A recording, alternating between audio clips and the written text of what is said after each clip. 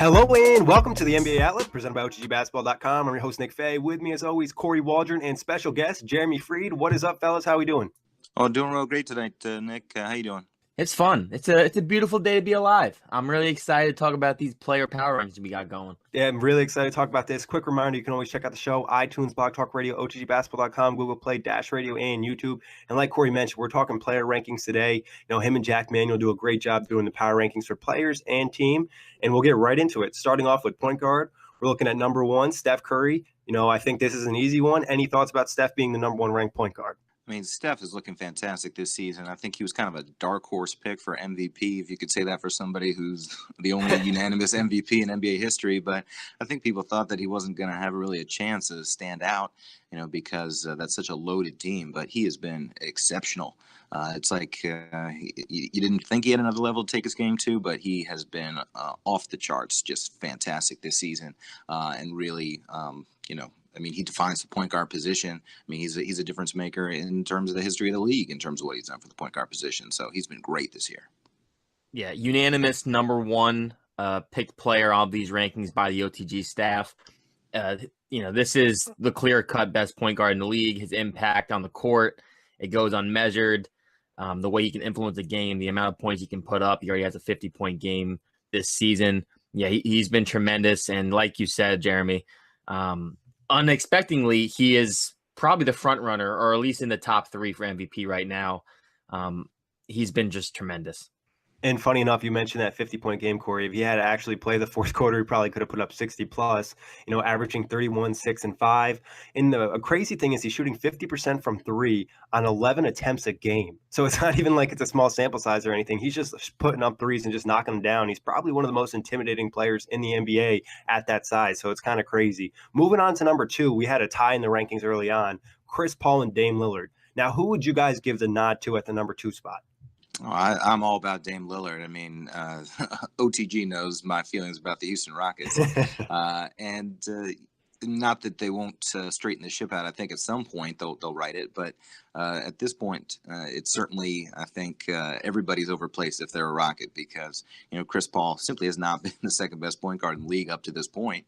You know, maybe if you're taking a wide view, but Dame Lillard, you know, has these Trailblazers humming. I mean, they absolutely, I think, took apart the Bucks last night.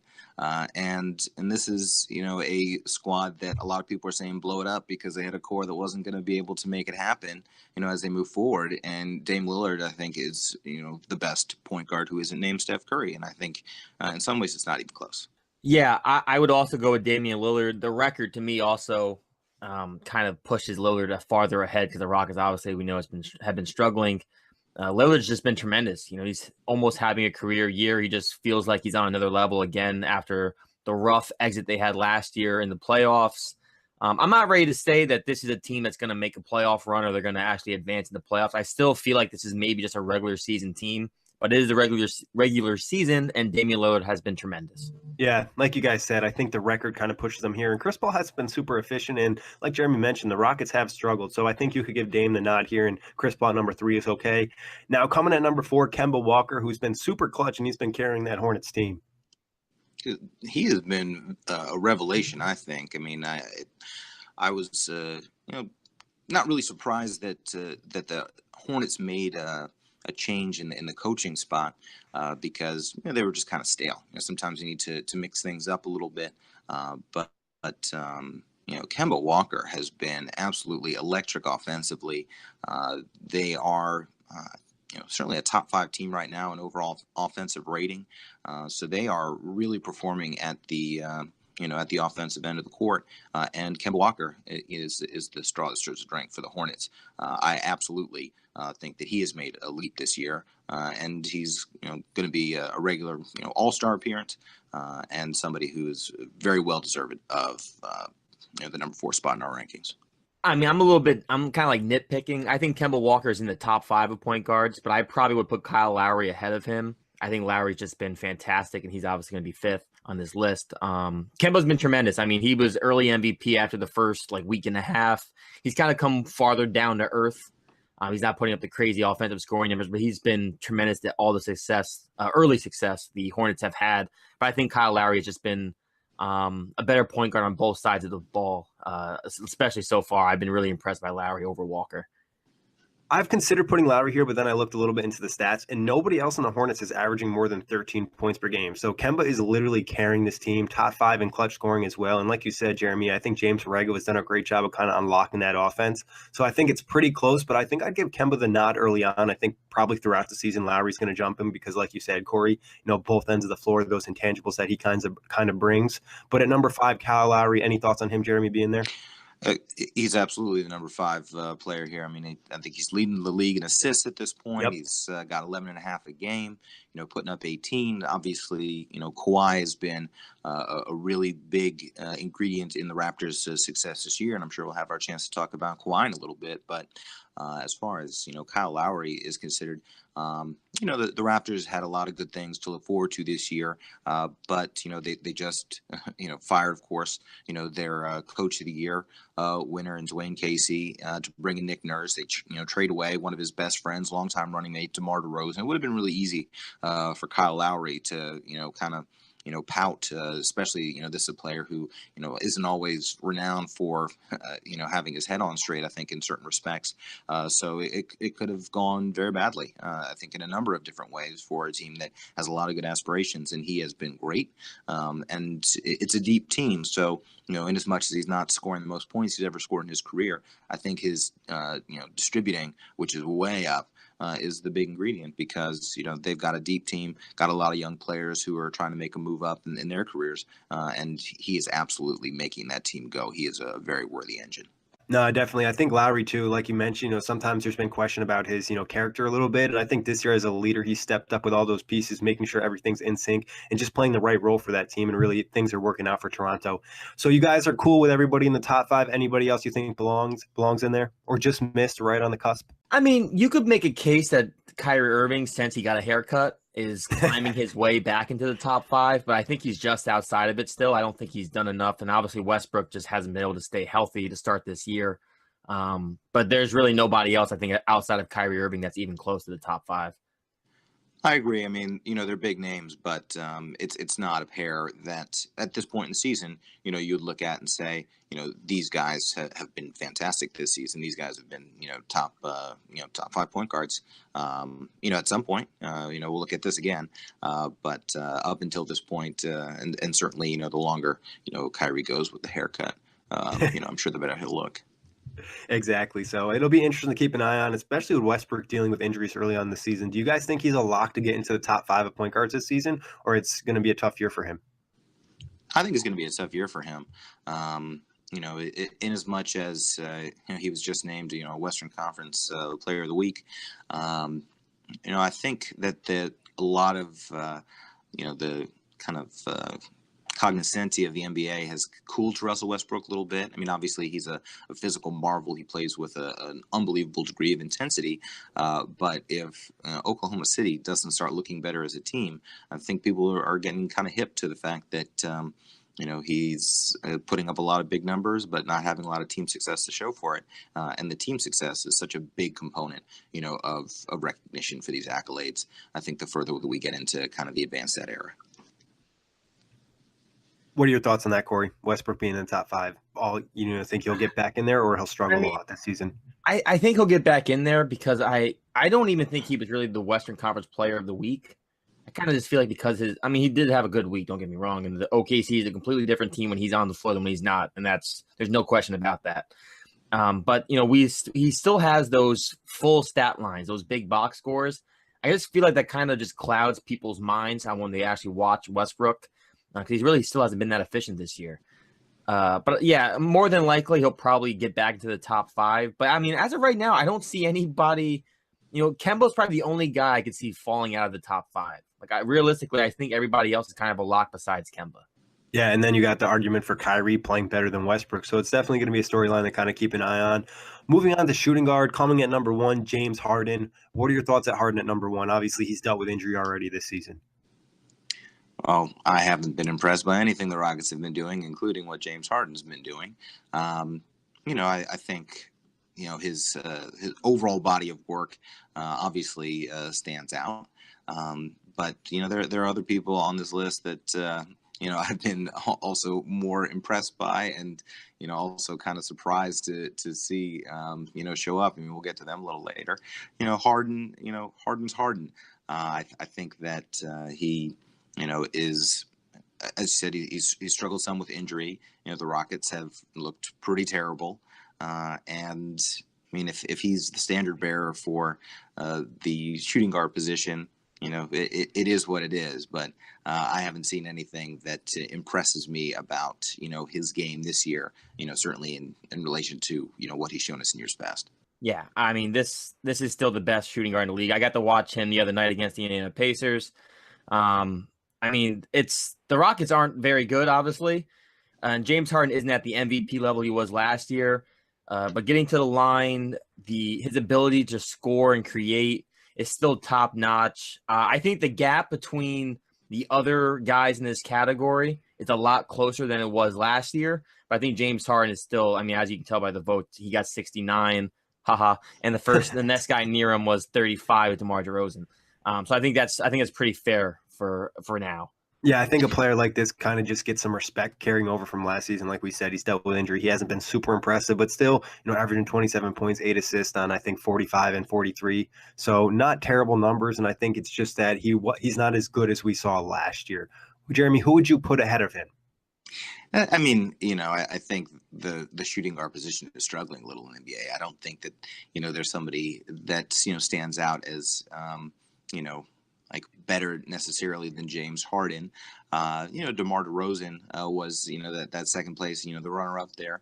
And DeMar DeRozan, I think, the flip side of that coin that we were talking about with Kyle Lowry, DeMar DeRozan, could have treated his, San Antonio Spurs experience in a terrible way, in the way that, he thought he had a good commitment from Toronto, and obviously had played very well there for a number of years. Spent his entire career there, and then they, kind of unceremoniously shipped him off. But he has been, absolutely outstanding for the Spurs, and I think has, kind of taken his game, potentially to another level there. So, if you're just, drafting, on the playground, you probably still take James Harden first. But I don't think that at least this far into the season, DeMar DeRozan is as far behind, James Harden as, some of our, voting numbers would represent. Yeah, no, I think DeRozan has been really impressive. We talked on a couple outlets so far. I think he's averaging, 27 points, close to 7 assists, very efficient from the field. 3-point shot still isn't there. It's kind of unlocked a new level to his game in San Antonio. What are your thoughts at DeRozan at number 2, Kory? I love DeMar DeRozan at number 2. As we know from the other episode of the NBA Outlet, I had him in the top 5 of Western Conference players and didn't even put LeBron James in the top 5, which I know I guess I probably lost some credibility on that one. But DeMar DeRozan has been just so impressive for San Antonio. I mean, his game's been elevated. He's more of a playmaker. Despite, still lacking a true good 3-point shot, he just gets to the mid-range. He gets to the bucket. He's able to draw fouls. And in the San Antonio system, he's been still, I think he's been a plus defender. I'm not saying he's all worldly, but he's been a plus defender. He's just been really good. And, I don't think we necessarily thought the Spurs would hit the ground running as they did after they lost DeJounte Murray to start the year. And DeRozan has stepped up and been more than I thought he could have been for that team early. Yeah, he's really stepped up as that playmaker. Moving on from DeRozan, we got another tie coming at number 3, Klay Thompson and Jimmy Butler. Who would you guys give the nod at number 3 spot for shooting guard? It's got to be Thompson for me. I've been very unhappy with the whole Jimmy Butler experience throughout this season. Whatever you want to call it, right? Whatever you want to call it. I mean, Jimmy Butler is, like actively torpedoing the Timberwolves.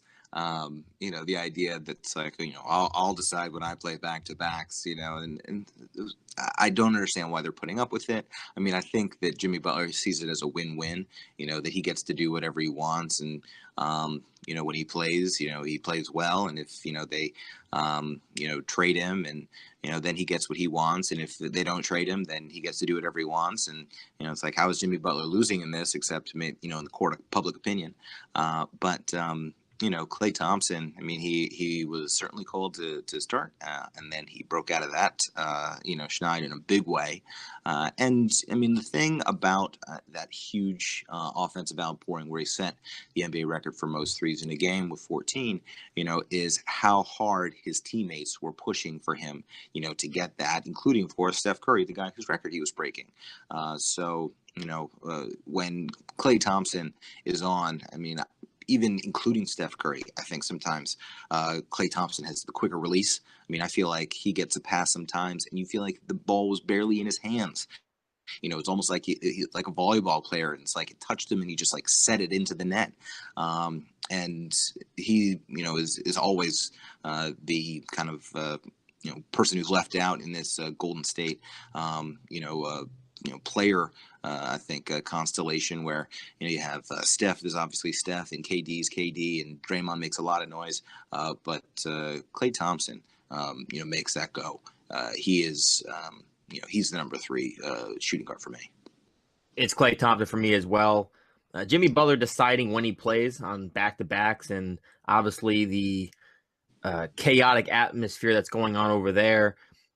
I mean, I haven't even been he's had some decent moments to start this year already, but I mean, it's got to be Klay for me still, just without a doubt. I mean, obviously he had the slow start, and since he started to find his shot, he had the 52-point game, the 14 threes, as you just mentioned.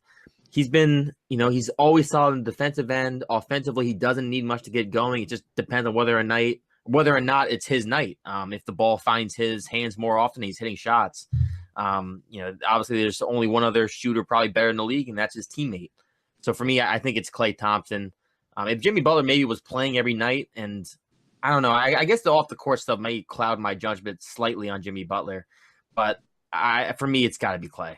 Yeah, I think that's a fair point, guys. I think, if Jimmy Butler was actually playing every night and he didn't have these off-court antics, and like you said, he thinks that he's helping himself, but honestly, I think he's losing himself money, because I would not be wanting to give him money with this type of attitude and not willing to play for his teammates, but that's for another podcast. So I agree. I think Klay at number 3, and just the possibility of, lighting up a game and pretty much guaranteeing your team a W with just locking it up from 3. So yeah, Klay for me as well. So Butler at number 4.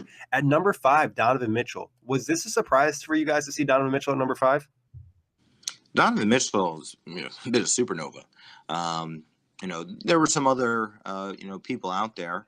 Devin Booker got some votes there. Oladipo, I think, was the one who was the biggest kind of threat to that 5th spot in my eyes. Devin Booker, the Suns just aren't playing well enough for me to think that Devin Booker, is a top 5 shooting guard. He should have more impact on their record than that. But Donovan Mitchell is somebody that we saw, throughout the course of last season, improve as the year went on.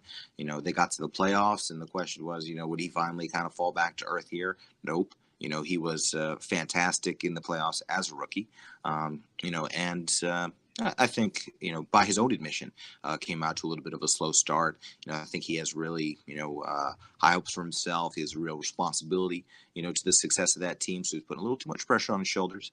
But then, after he kind of took a breath and sorted himself out, he's been, even better than last year. I mean, perhaps not quite as efficient in some places, but I think, still a small sample size residual of that slow start. And he's had a couple injuries, but he's been tremendous, and he's one of the rising stars in the league. I mean, we're going to do this at the end. I think he has a very good chance of making his way up the charts, and he may be, very much the future of the shooting guard position. I don't know of, too many players that have a brighter future than Donovan Mitchell. I don't agree with this guy being 5 at all. I think the Donovan Mitchell Kool-Aid is very strong with an OTG. I mean, he had a slow start. He admitted that he was kind of pressing to start the year off after the expectations and the year he had. Then he had a decent stretch. They got on a 3-game winning streak, and he played really well in that. But he's only had 3 games above the plus-minus out of the 8 he's played. He was inactive on the 2nd, then he got hurt again. I haven't really been that impressed with him. His numbers are down across the board. Obviously, he started slow, so the shooting numbers are kind of skewed. But, I mean, I think Victor Oladipo has been way better than Donovan Mitchell start this year, only getting 11 votes. I guess I probably I probably should have helped to get those numbers up because that's just not right for the Eastern Conference Player of the Week. A guy who already has a game-winning shot, and he's been a lot better. I think Jaylen Brown's up there. I agree with you, Jeremy, on Devin Booker. The team success kind of hurts his ranking status, but I think Donovan Mitchell's way too high. I think actually Donovan Mitchell would be below all the guys I just named at this point. Yeah, I was surprised because of the slow start. I mean, I see the argument because Donovan Mitchell does have to shoulder like majority of the offensive load for Utah. And I'm not just saying this because Kory's my co-host. I probably would have went with Oladipo here. I think Oladipo, when you subtract George Hill, only played in one clutch game, is averaging the most clutch points in the NBA. And he's really, plays defensively too. So I think Oladipo will probably be number 5 for me. I think Donovan Mitchell's right there though. And like you guys said, Devin Booker really, the Suns aren't very good. My boy Karis LeVert locked him up last night. So I'm cool with Donovan maybe being there, but I think at this point in the season, I think Oladipo had it, but I wouldn't be surprised if Mitchell took it later on. Yeah, I mean, I don't take any issue with Victor Oladipo. I think that Indiana is a team that's on the rise. I don't know that Victor Oladipo. Last year he was very good, so I don't know that he's distinguished himself, versus last year. I mean, he's I think in a lot of the same place. I feel like the story for me, in Indiana, is some more depth and the way that team is coming together, the way that like Domantas Sabonis, for instance, is playing, and the push that their bench is getting now that Tyreek Evans can come on the floor. So that doesn't detract from what Victor Oladipo brings to that team. But I don't know that, between, calling him the 5th best or the 6th best shooting guard in the league at the moment, that there's a great deal of distinction for me.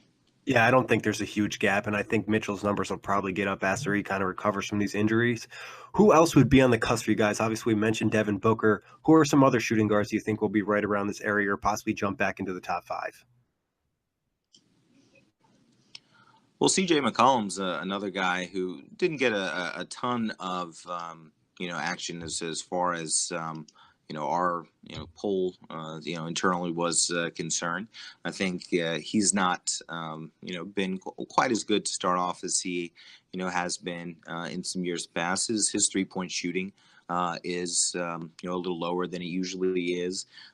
He's not doing quite as much kind of extra stuff in terms of driving the offense. Assists are down as well. But I think that's, related to, how well Dame Lillard's been playing. So, CJ McCollum, if he kind of returns to, the heights of, his usual seasons, then, he might make his way back up. But even then, and not just as a question of the counting stats, but, I don't know that, in terms of, the, contribution that like a Victor Oladipo brings at both ends of the court, that, CJ McCollum is bringing more to a basketball game than Victor Oladipo is. So there are people who are kind of orbiting in that area, but aren't going to break through. I think if you put Jaylen Brown on a different team where he had a much bigger role in it, you might see him become a different player and see him exert his influence on the game in a different way. But he's not going to have that opportunity on the Celtics this year, so he's not going to be anybody who's going to be really knocking at the door in our rankings or in anyone's rankings really. Yeah, opportunity is a big thing. And like you said, I think it kind of hurts Jaylen Brown, obviously being on that team. But I think he said he's hoping to win 5 to 6 championships by the time he's 28. And to touch on CJ McCollum, he just had a big game last night, so maybe he can kind of heat up. But any thoughts for you on the shooting guards, Kory, before we move on? No, I mean, I think Zach LaVine's got a decent shot because of the offensive numbers he's been putting up. But that team defense, so dreadful. There's no effort. Him and Parker are just having a competition between the two of them who can be the least engaged defensively, it feels like. But, I mean, if you look at the offensive numbers, he's probably in, the top – I don't know the exact numbers, but he's probably in the top 5 or near the top 5 in scoring numbers. And, I like the point you guys mentioned about Jaylen Brown. It's just, he's so low on the totem pole, it kind of hurts him.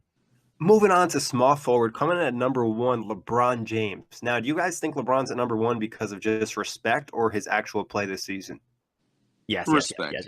Yes. So who would you guys put at number 1? Honestly, like I know, I think personally, I don't think LeBron's been playing his best basketball. Obviously, defensively, he's been extremely lazy. So who would you guys put in the number 1 slot? I put Giannis in the number one spot when I was ranking them. Giannis has been, I think, absolutely terrific this year. I think his game is taking another leap. You look at what the way he impacts the game all around. Is the way that a young LeBron around the same kind of age and point in his career was impacting the game. And he's just not the same player anymore. People doubt LeBron at their own peril, but Giannis has been absolutely unbelievable. I don't know how you guard that guy in the open court. And now that he has a real coach and real offensive system, and he has more space, the Bucks have been terrific. He has been terrific. 26 points, basically 13 rebounds, 6 assists. Those are insane numbers, and they look to be sustainable for him.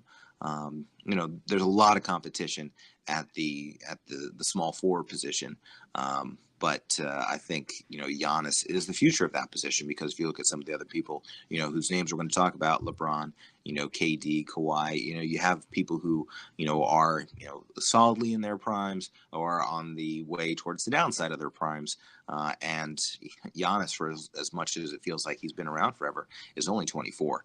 He is going to continue to get better, and this has been, it's not that he's ever been like a great 3-point shooter, but last year, he was 31%.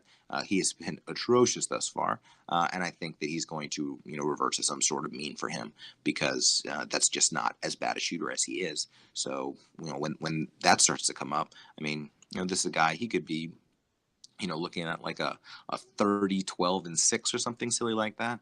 That's a preposterous season. Yeah, for me, it's Antetokounmpo as well.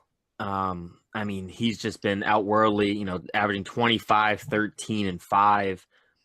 He's playing 5 less minutes per game, and he's averaging more rebounds, more assists, just about the same amount of points this year than he did last year, which I find, give him 5 more minutes. These stats will be slightly more juiced. He's, like you mentioned, Jeremy, the offensive system that Budenholzer has put in place, I didn't think it was going to be set this quickly. I didn't think they were going to be firing on all cylinders this early.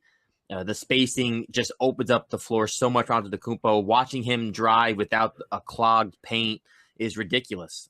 He's obviously got stronger this offseason. He's only shooting 9% from 3, so that's pretty bad. But he's not a 3-point shooter. But I do like the fact that he's at least trying to expand his game. Obviously, that's just going to take more time. His release just looks really slow and drawn out. But he's incredible. And like you mentioned, this is the future. This is, in a couple of years, going to be, I think, the best player in the league, or at least him and Anthony Davis will probably be back and forth.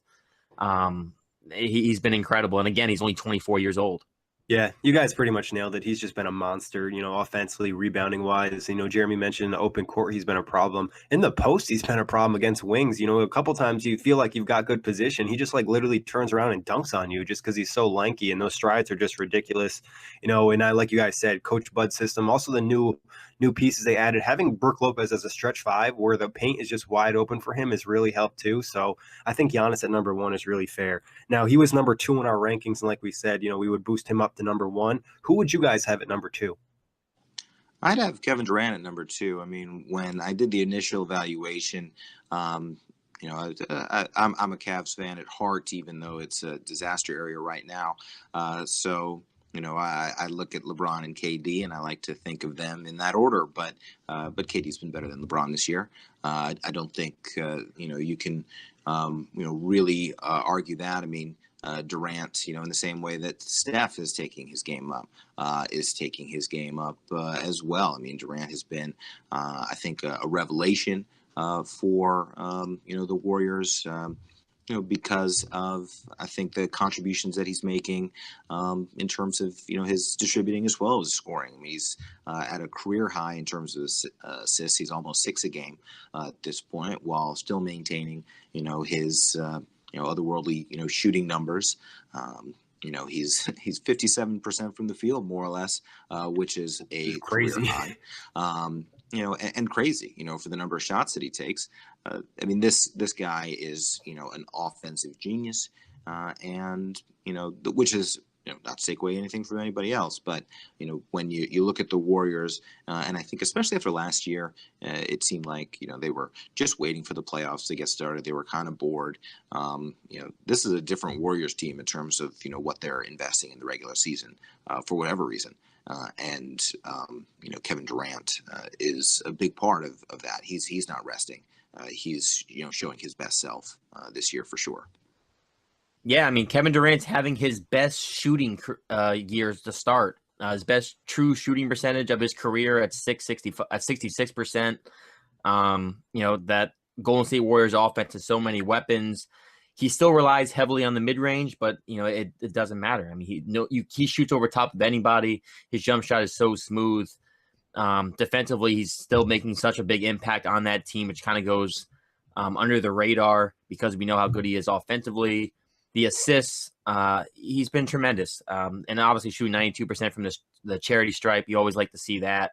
Yeah, he's been neck and shoulders, I think, above LeBron James, simply because he's been engaged on both sides of the ball. Whereas LeBron, even though we know this is how he's been the last couple of years, he just takes plays off defensively, and he's kind of been on autopilot, if you will, to start this year. Yeah, LeBron's definitely feeling on his team. I agree with everything you guys said about KD. I'd probably be at number 2 too. And as well, he just had that monster performance against the Knicks where he just dominated that fourth quarter, and it turned out to be a blowout win when they went to that quarter, down. So who would you guys have at number 3? Would this be LeBron at number 3?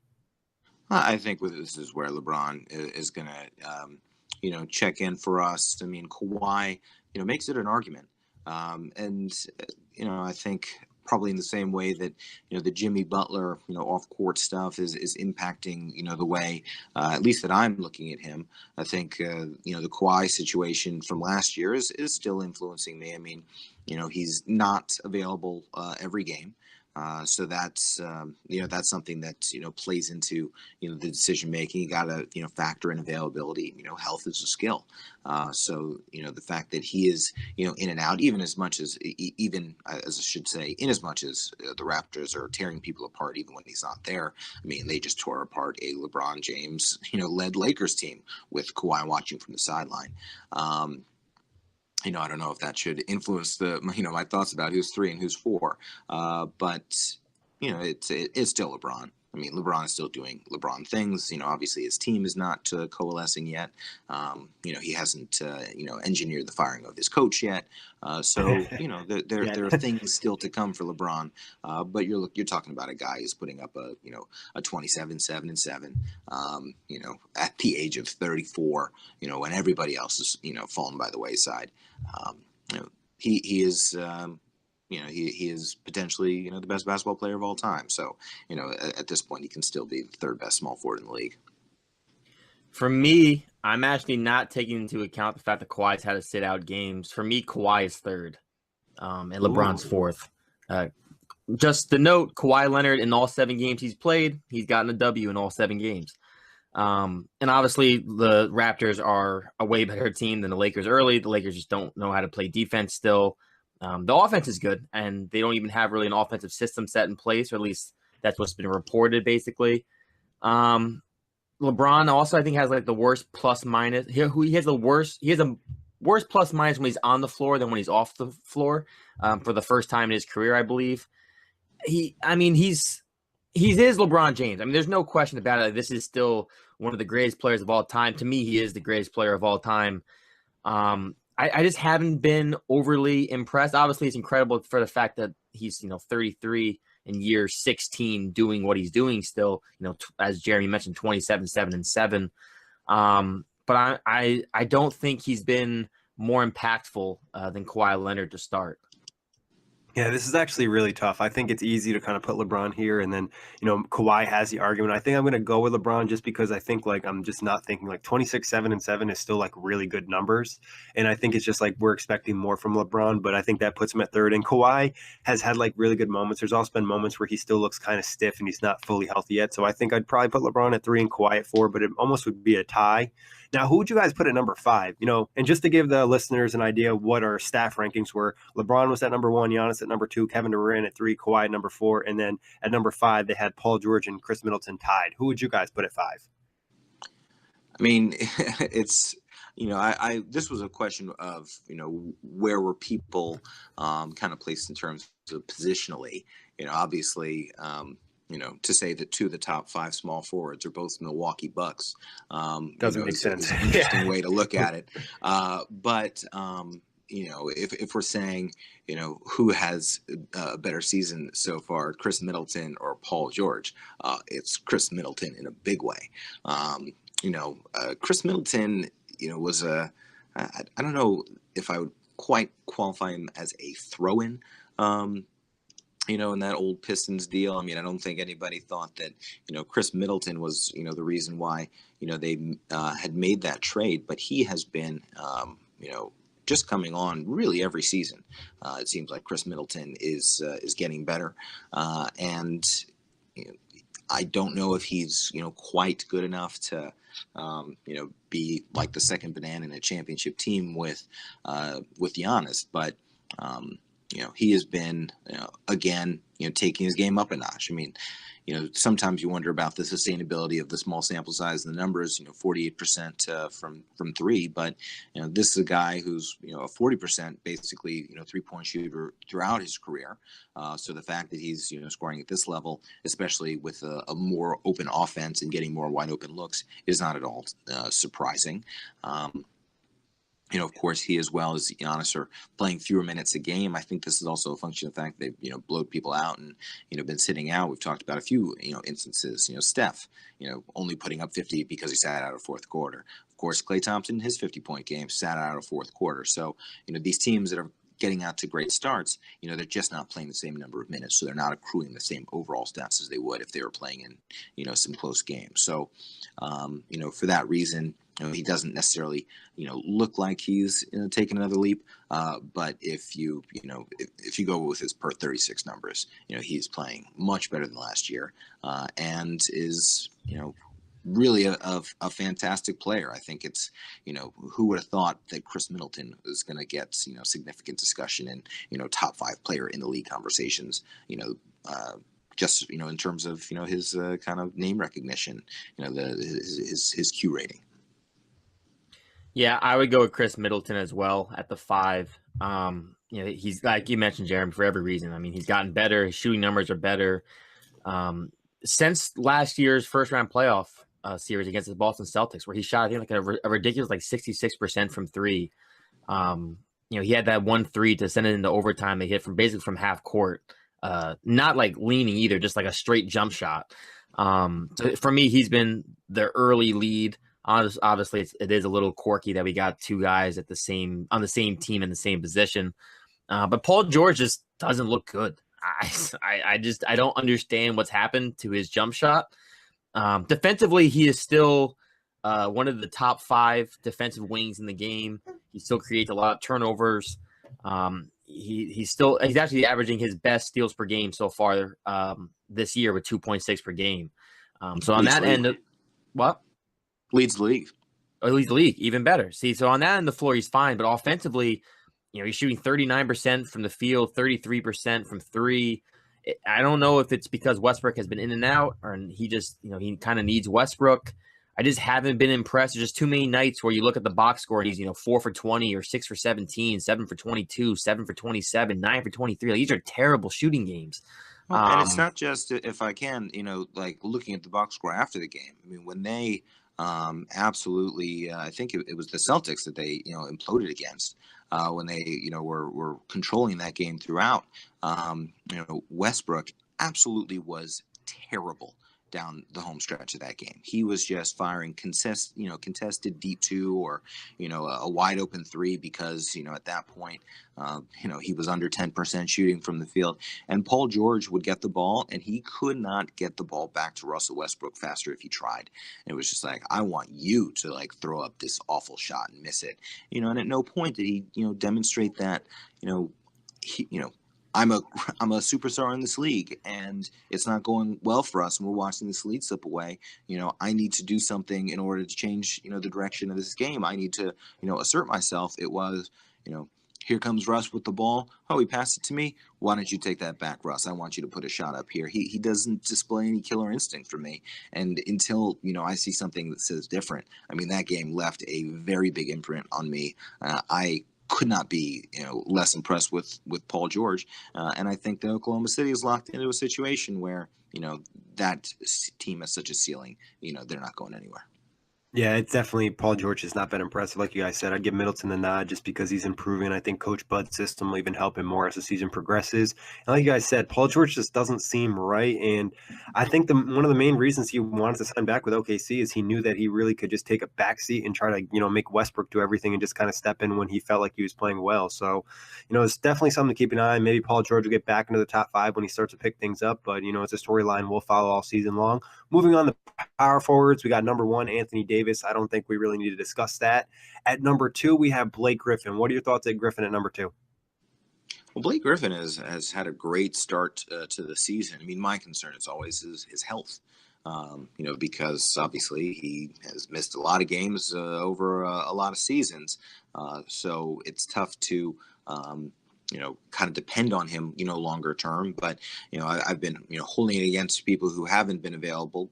Blake Griffin's been available. And since he's been available, he has looked fantastic. I think, even though Dwayne Casey was not the solution, obviously, for the, Toronto Raptors, he has made a really big impact on what they're doing in Detroit.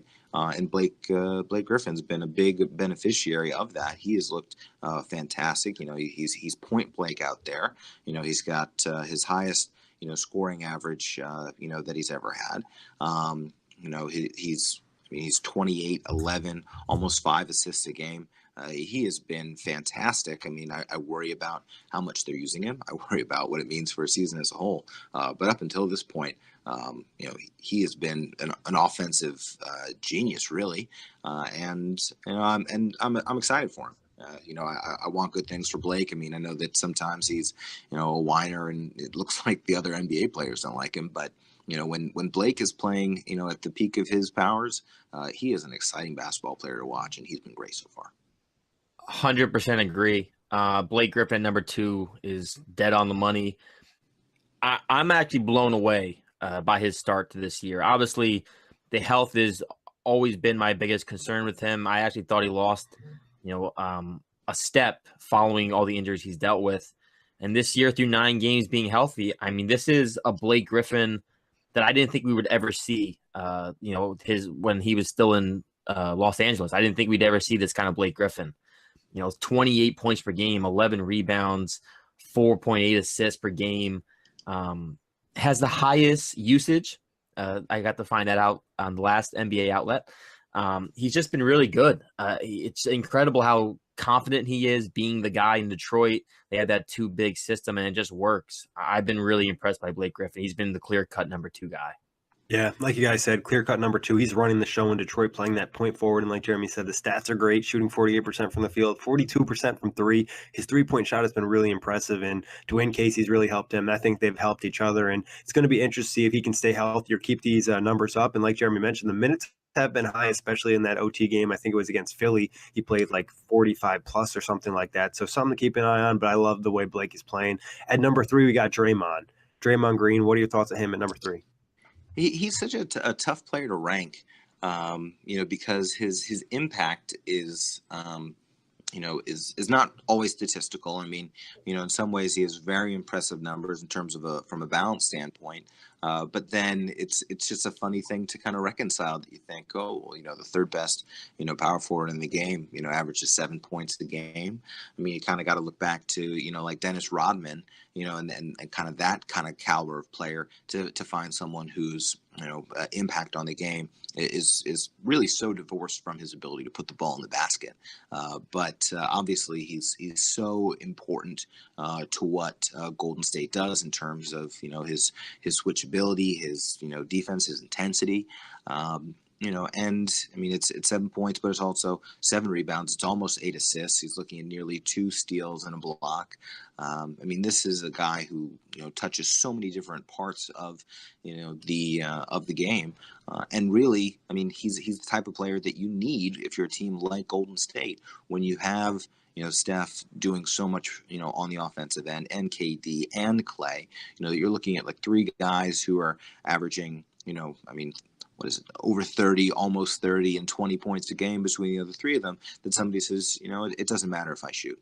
I'm content to, influence the game in other ways, there's only one ball. So you have to have a guy that does that, and Draymond does that. And, the results are there. I mean, the Golden State Warriors have been, as, we mentioned earlier, back to this absolute juggernaut, not the we don't care about the regular season team, but we want to crush anybody who's on the court, with us, because we know we're getting their best shot, and we want them to get our best shot too. Yeah, I think Draymond, for me, is easily third. The only reason, I mean, he probably could be higher if Blake Griffin wasn't being so ridiculous start off this year, because Draymond, as you mentioned, Jeremy, he just impacts the game in a lot of tangible ways. The screens, the being the another playmaking guy, crucial in their pick and roll offense. Obviously, the shooting numbers aren't great, but he just does a lot of good things for that team. He's the vet. Yeah, for me, he's a solid 3. Yeah, no complaints from me. I've always been a Draymond fan, and I think he does a lot of small things like you guys mentioned. At number 4, we have LaMarcus Aldridge. Any thoughts on that, or fair ranking for him?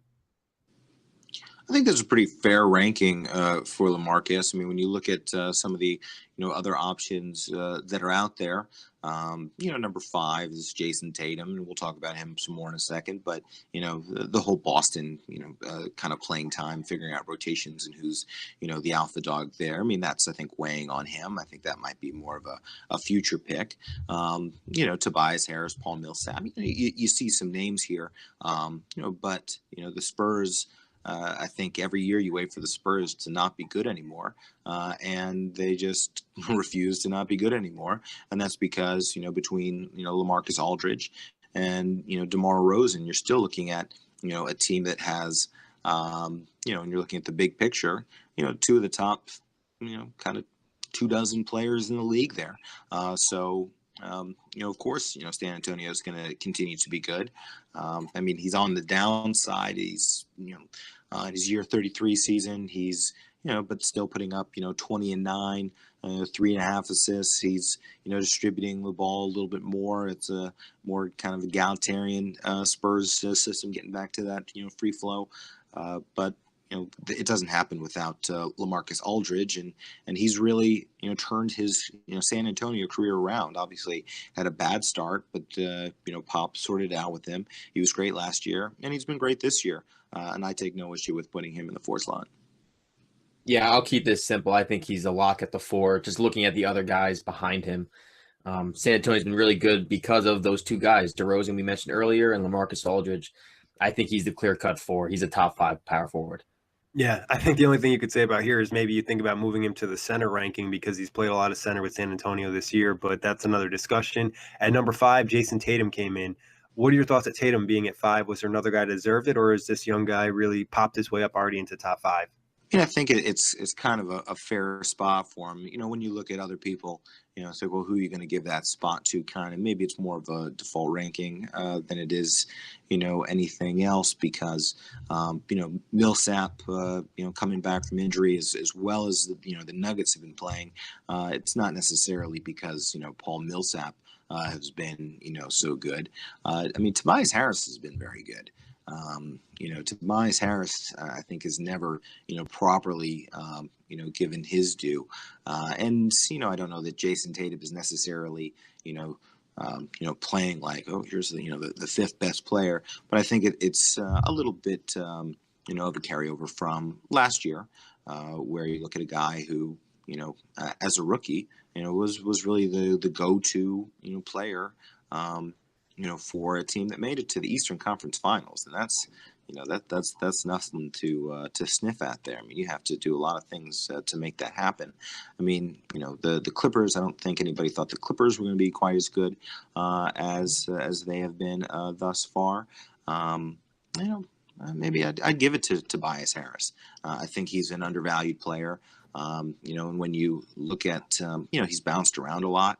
I don't necessarily know why that is, but, he's found a spot for himself, in the Clippers, has some consistent playing time as a focal point of the offense. I mean, he's putting up 21 points. He's got 8 rebounds a game. He's shooting well, 53% from the field, 42% from downtown. He's good at the free throw line, great at the free throw line, really. So I'd say maybe I'd give it to Tobias Harris and make Jason Tatum earn it a little more this season. Yeah, I'm right there with you. This is a word, I'm going to use a word I don't like, but clout or whatever it is. For some reason, because of what we saw from Mitchell and Tatum last year, I just feel like these guys got elevated off their what we expect them to be this year, because Tobias Harris is having a career year. His numbers across the board are the best they've been. He's got a true shooting percentage of 62%. He's never had a true shooting percentage over 56% in his career.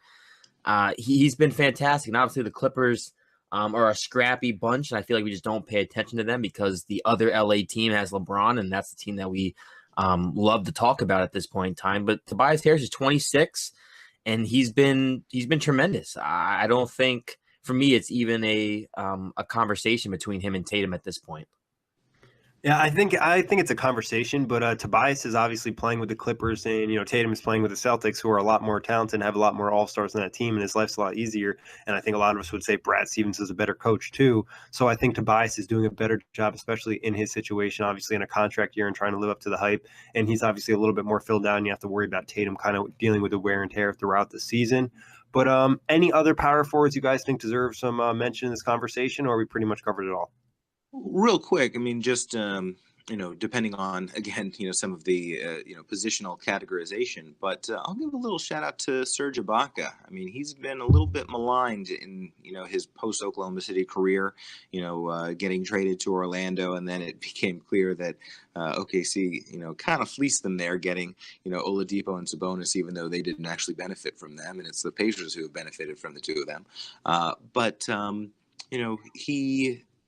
I think, as much as, he was a starter all last year for the Raptors. I mean, as I said, as a Cavs fan, I mean, I watched, the Raptors very closely in the playoffs over a number of years, and Serge Ibaka kind of disappears. So I kind of felt like he was on the way out. And then all of a sudden, he hasn't started every game, but now that he's, I think, kind of inserted himself into the starting lineup there, he is performing at a much higher level than he has in years past, and he's not even playing the same minutes. I mean, he's averaging his fewest minutes a game since he was a rookie, but he's 18 points, 7 rebounds. His shooting is up. He's impacting the game again, I think, in a serious way, and it's a big part of why the Raptors have been blowing the wheels off the NBA in a number of these games. So, good for Serge Ibaka, getting it back together. I think, he could have been content to watch his career continue, kind of a downward slide. And I think he has, really shown himself to be an asset this year in a way that people thought he may, not have been for much longer. Yeah, I'm good with the 5 we got. I think there's a giant gap between 5 and 6. I mean, I definitely agree. Ibaka's been having a nice stretch here. Still kind of, as you mentioned, center power forward thing. I think Paul Millsap could be in this category going forward, maybe once he gets more time back on the floor. Yeah, he really hasn't played that much time in Denver yet because of the injury that he missed most of last year with. But I'm okay with his top 5.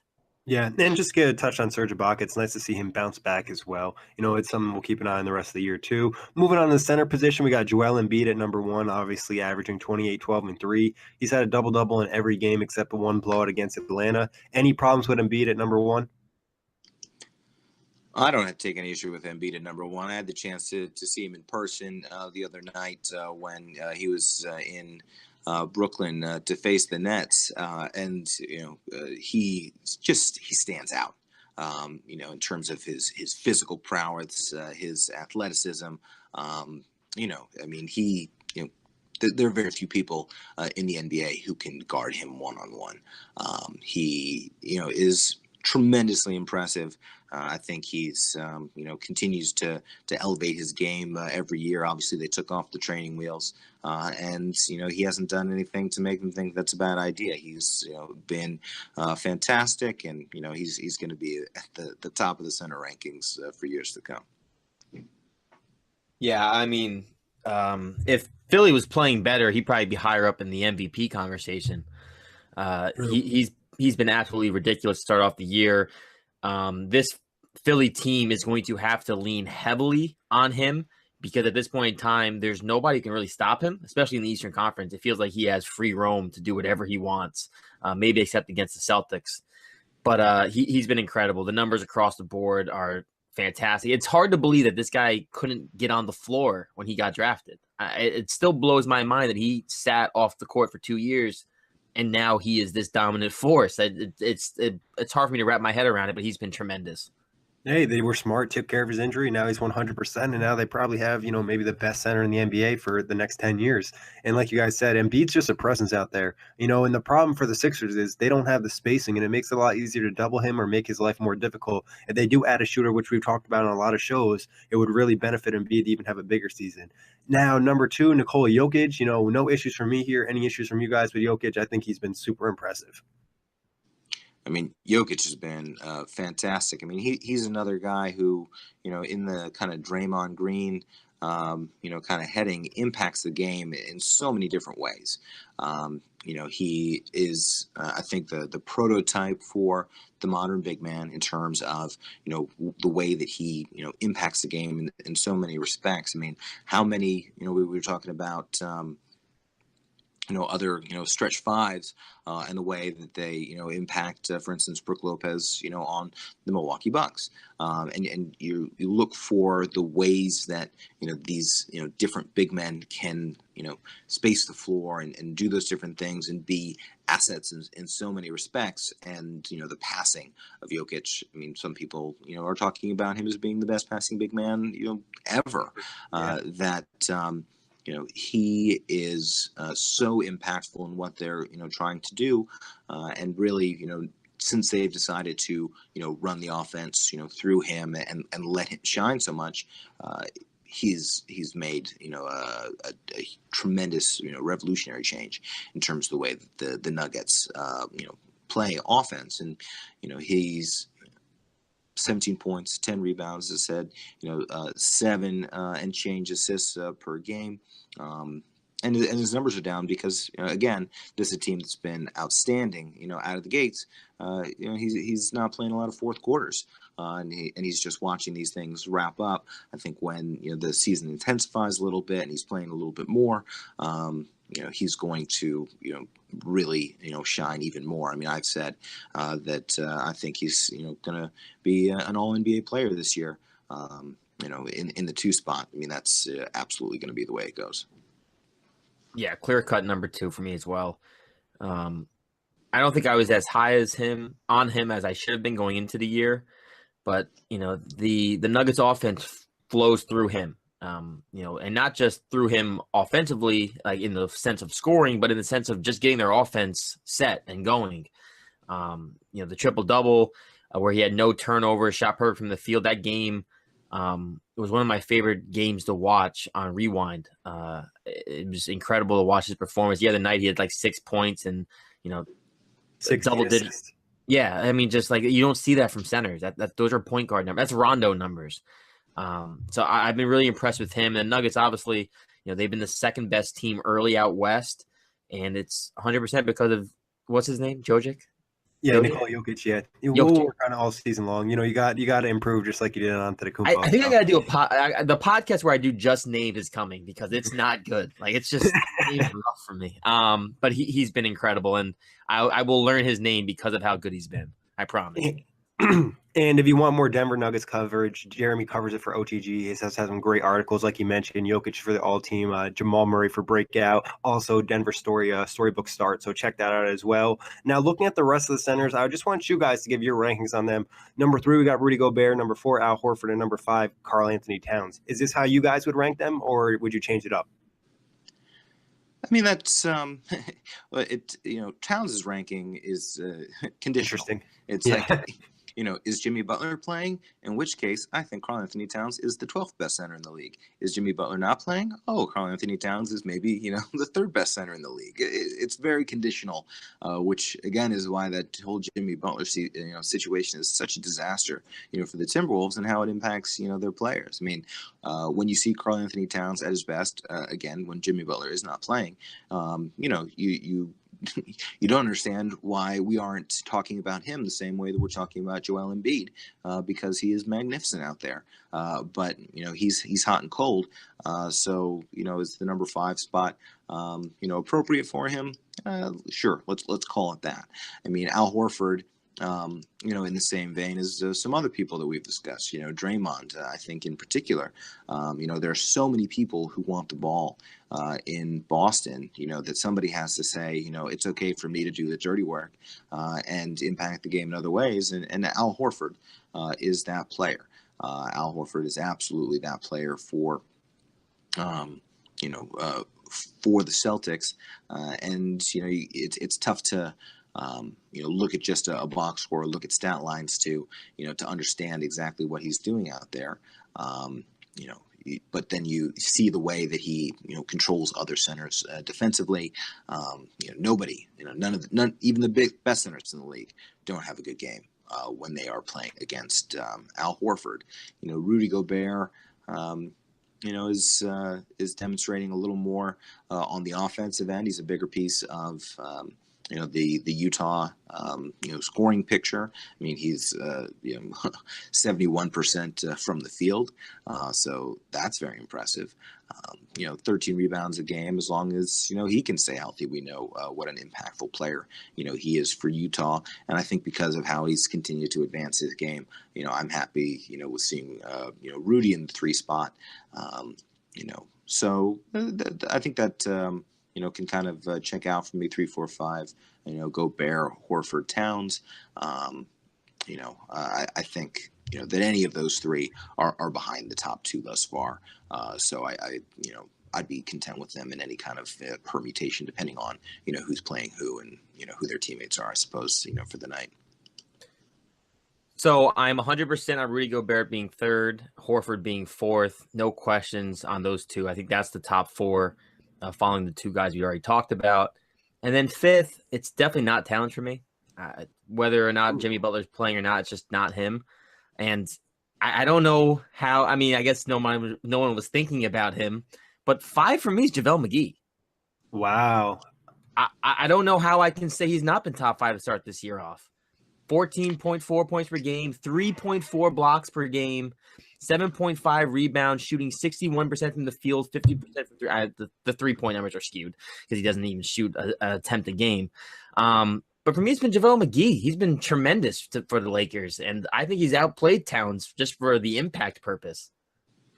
I mean, I had a little conversation over on Player Watch concerning, JaVale McGee, and I think he's, a huge surprise and, should certainly get some plaudits for, the season that he's had thus far. But I think I struggle, with, how he's doing, as far as, the performance of the team. That the team, is not playing well enough for me to think, JaVale McGee, for as good a season as he's having for JaVale McGee, is, somehow the, best, the 5th best center in the league. Obviously, the, Town situation isn't great, but, that's a big leap up for JaVale in my eyes. Yeah, I wouldn't put McGee there. I think he's been playing great, but I think he also did just get cooked by Serge Ibaka the other night. And then also he still has those like boneheaded plays where he, and I'm not trying to like disrespect him or anything, but he still does those plays where you're like, come on, bro, you've been in the NBA this long. How are you going to do that? I think he's really impressed, and maybe you put him top 10, but I definitely take Cat over him. I think maybe even somebody like a Steven Adams you'd probably put over him. Like Clint Capella has been great. I'd probably still take Capella over him. Like, I'd take Andre Drummond over him. Yeah, I mean, Drummond's the Pistons have been very good, and he's 18 and 16, He's had a couple 20 rebound games already. I know 2 of them came against the Nets, so it doesn't count as much. But he's had a couple really big board games. Well, and Drummond's averaging his best points per game and rebounds per game. And don't get me wrong, I don't think JaVale McGee, like I'm putting him in the top 5 now for my top center. I don't expect him to be here like next time we do this. Like I don't even think he's going to be in the top 10. Like I don't think he'll be close, but he's just been, to me, I guess I like the hot starts. I guess I'm just letting them cloud my judgment. But you guys are right. I mean, realistically, he's not the most skilled guy if I put him 5. Like there's no way I would say he's better than Drummond. I just think he's played better to this point. I think a lot of it, too, is coming from having great passers like LeBron, Rondo, Lonzo, like guys that can just toss the oop up for him. I mean, like physically, he is a specimen. And, when he was drafted, I think there was probably potential for him to be a really dominant center, but he just like never fully put all together. He's finally starting to get that now. And obviously, it would have been nicer if he did it 5 years ago. Yeah, he's in a good situation, certainly. Obviously the center position very thin until recently in LA. I mean, we'll have to see, how the Tyson Chandler move is going to impact what the center position looks like for the Lakers. But he's been the only true center on their roster. So for having their offensive system, being implemented, up until this point, and he's going to get the lion's share of, the minutes there. I think we shouldn't be surprised to see him having the impact that he's been having. And as said, I'm happy for JaVale McGee, but not, you're one of the best 5 centers in the league happy. Any other guys you guys want to give some love to that we didn't talk about, even throughout all the positions?